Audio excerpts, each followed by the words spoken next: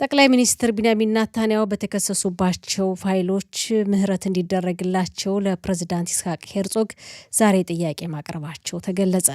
ጥያቄው ለፕሬዝዳንቱ የቀረበው በጠቅላይ ሚኒስትሩ የህግ ጠበቃ አሚት ሀዳድ አማካኝነት በዝርዝር ተጽፎ ኔታንያሁ ፈርመውበት እንደሆነ ተገልጿል። የቀረበው ጥያቄ በደንቡ መሰረት የፍትህ ጽሕፈት ቤት የተለያዩ ባለሙያዎች የሚገባውን አስተያየት እንዲሰጡበት ለፍትህ ክፍል ምህረት ጉዳይ መርማሪው ክፍል እንደተላለፈ የተገለጸ ሲሆን ከዚያ በኋላ ወደ ፕሬዝዳንቱ የህግ አማካሪና የሚመለከታቸው የምህረት ሰጪ አካላት አስተያየት እንዲሰጥበት ይተላለፋል ተብሏል።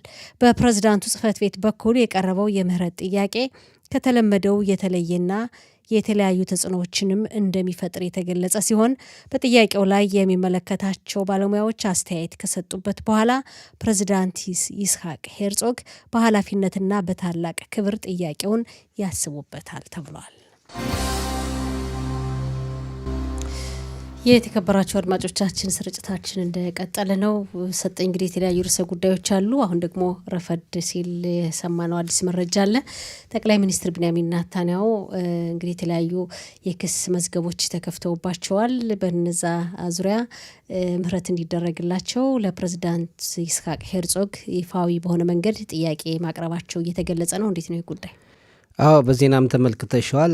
እንግዲህ ያልተጠበቀ ነገር ነው። እስካሁን ስናየው የነበረው ሁኔታ ለየት ብሎ ዛሬ ደግሞ እንግዲህ ይቅርታ ወይም ደግሞ ይሄ ምህረት እንዲሰረዝ ማለት ነው የጠየቁበት ሁኔታ ሁሉንም አስገርሟል። የሀገራችን መገናኛ አውታሮችም በአሁኑ ሰዓት እንዲዘግቡ ያደረገበት ርዕሰ ጉዳይ ነውና ያው በዜና እንደተመለከትሽው እንግዲህ ህግና ፍትህ ሚኒስቴር ጽሕፈት ቤት የምህረት ወይም ይቅርታ ይግባኝ ሰሚ ክፍል አለ። ለዛ ይቀርባል። እዛም ባለሙያዎች ይገመግሙታል።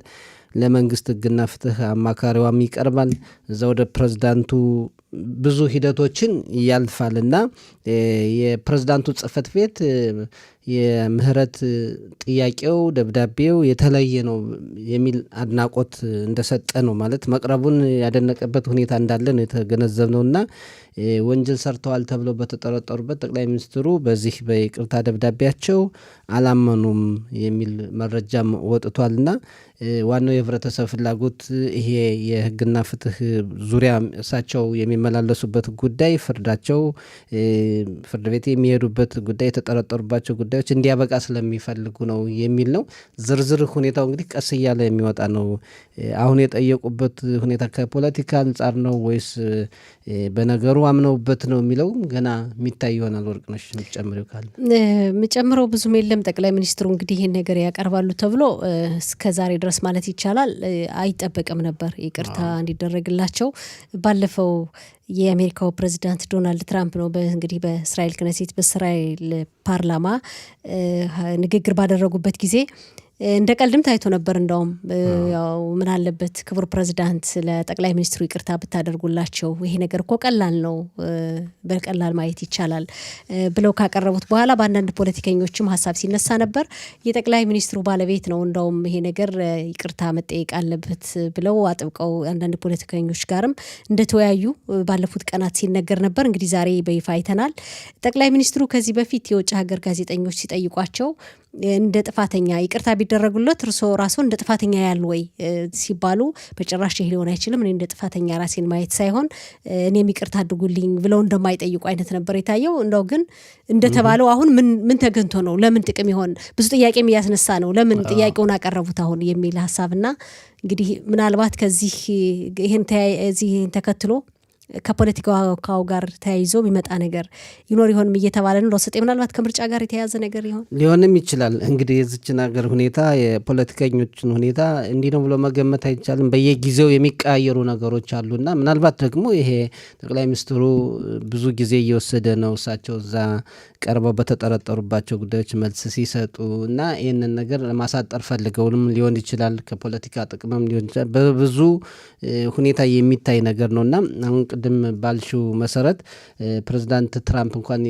ይቅርታ ይደረግላቸው ሲሉ አንዳንዶች እንደ ቀልድ ያዩበት፣ ሌሎች ደግሞ ጣልቃ ገብነት ነው የእስራኤል ፍትህ ስርዓት ራሱን የቻለ ነው። በፍትህ ስርዓቱ ሂዶ ያው የሚወሰነው በፍርድ ቤት ይወሰናል የሚል ምላሽ የሰጡ አካላት ነበሩ። አሁን ግን ባልተጠበቀ ሁኔታ ጠቅላይ ሚኒስትሩ እንግዲህ አላመኑ ነው የሚባል እሳቸው የተጠረጠሩባቸው ጉዳዮች አድርጌያለሁ ወይም ነበረም ብለው አላመኑም። ግን በአጭር ጊዜ ለመጨረስ የፈለጉ ይመስላል። ግን ቅድም እንዳልነው አሁን የመጣ ጉዳይ ስለሆነ ቀስ ብሎ እያንዳንዱ ነገር ደብዳቤውም ይፋ የሚሆንበት ነው። ግን ቶሎ ቢያልቅ መልካም መስሎ ይታያል። ሀገሪቱም እንግዲህ ጥሩ ነው።